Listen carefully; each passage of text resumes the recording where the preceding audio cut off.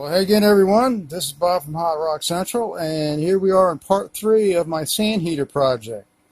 I just got in the second burner the other day. It's been installed and it's hooked up. Fired it up this morning at 9 o'clock, and it's now 3:30. And I just got in from work and was checking the temperature on it, and this will blow you away. Check this out. All right. The thermometer here goes up to 550 degrees. This thing has actually gone past the 550 degrees and now at 100 degrees. See, if I take this loose out here, watch that. See, it'll start dropping.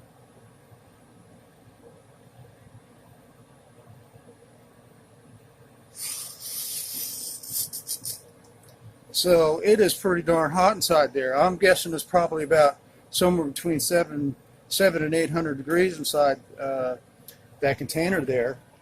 It doesn't register that much on the outside of the container itself, I guess because it's interacting with the cooler air on the outside, but even still, you're getting a pretty good temperature here. Let's see, 400 there.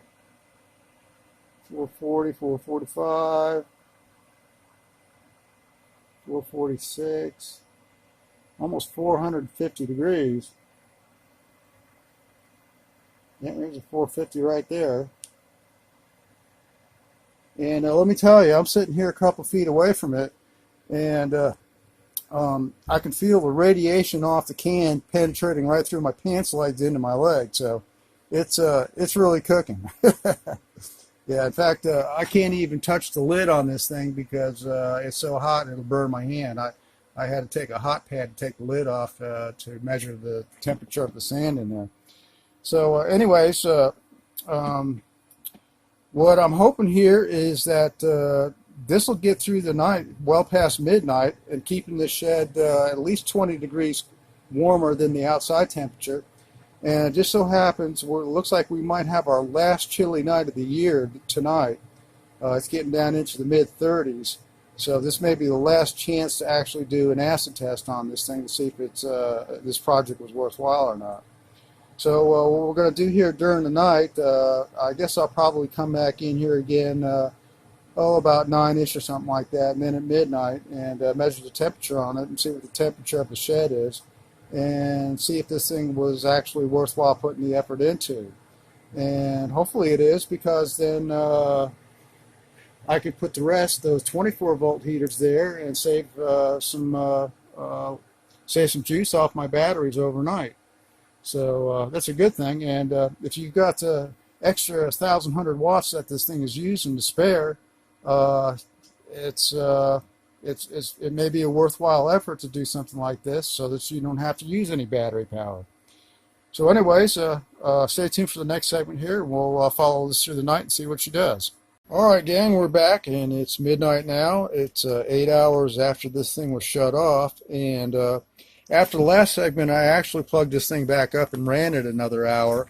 And if you thought this is crazy that this went past 550 and up to about, what was it, about 150 I think last time when we checked it, that extra hour that I put on it, it ran it all the way up to 300 past the 550. So it got ripping hot inside of that thing there.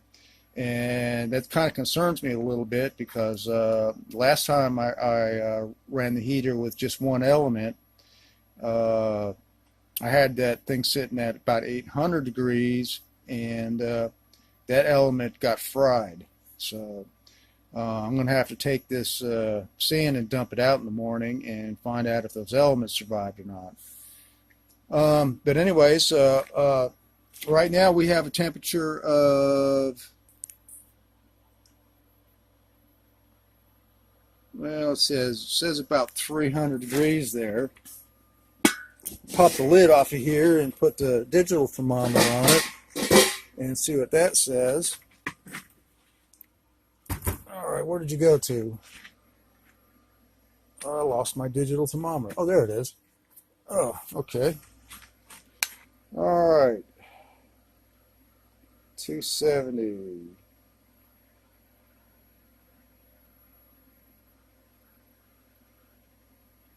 Well, average is about 250 degrees. Okay, and let's see. Now we'll take a look at the side here and see what the outside of the can looks like. Okay, there's 125, 135, 150. Okay, well, about 150 degrees, and of course that's going to be cooler on the outside because it's interacting with the cooler air on the outside. So that's pretty good. If with the drum heater I had filled with water, at this time of the night it would have been about maybe 80 degrees or something like that. So this is holding a significant amount more heat than the drum heater that I was working with. And the temperature outside, even though it's supposed to get down to freezing tonight, it's taking its time getting there. It's only 45 degrees out right now.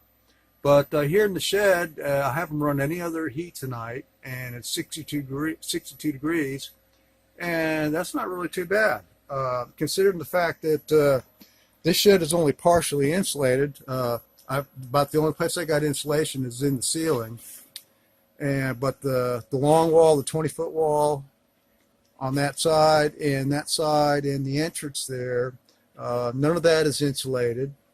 And this wall here has a storage room behind it that's insulated in the ceiling, floor, and the walls, so that's effectively an insulated wall there. So I've got 3 walls that are uninsulated, and then on top of that I've got a high velocity blower motor that's sucking the air out of the shed here and pushing it through my battery cabinet on the outside of the shed to keep down the hydrogen fumes. And that comes on quite frequently, and for it to push air through there, it's got to pull air from the outside of the shed into the shed through all the nooks and crannies and cracks that are in the shed, which there are plenty of. So it's a Herculean task to try to keep this thing cool or heated at any time of the year. So right now I would say we have a success on this thing. Like I said, we have to check those burners in the morning and see how they look. And if they held up good, then I'm satisfied that this is a worthwhile project to do. So I usually get up about the crack of dawn, and so we'll get out here first thing in the morning, and hopefully this thing, we'll see what the temperature is in the morning, first of all, see if it's still got some heat left in it. And hopefully it'll be cool enough where I can dump the sand out and check the burners and see if they survive. So stay tuned for that. We'll be back shortly. All right, we're back, and I didn't quite make my dawn get up like I was supposed to. It's actually 8:30 right now, but let's see if there's anything left in this thing here.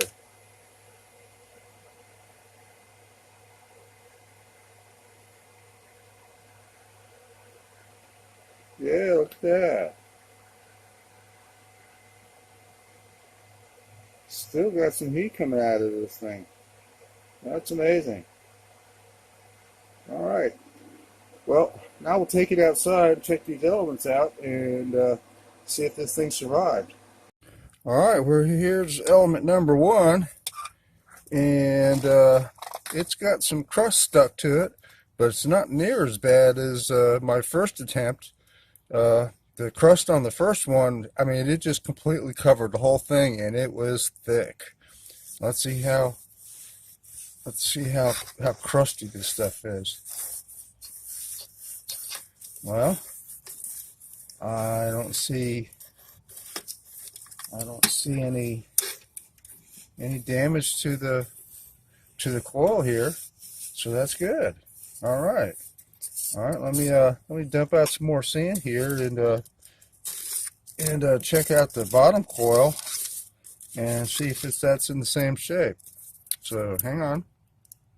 Alright guys, here's the second one, and I've already taken the crust off it, and it was just like the other one.